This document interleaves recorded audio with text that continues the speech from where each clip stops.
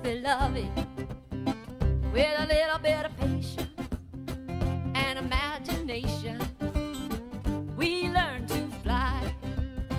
Now hold up your hands, spread out your fingers, see how they are feathered, and your arms are wings. Now flap your wings, flap, flap them 2 times, flap, flap, flap 3 times. Now flap them 4. Now close your eyes, fly out through the window. Now catch a good headwind, oh, and begin to soar.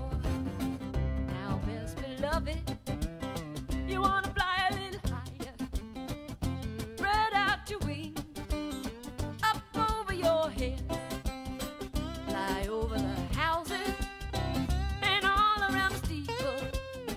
Look down at all the beat time. Now stomp them 4, stomp your feet.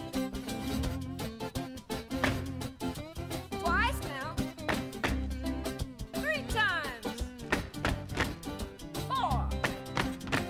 Now keep your feet right there on the floor.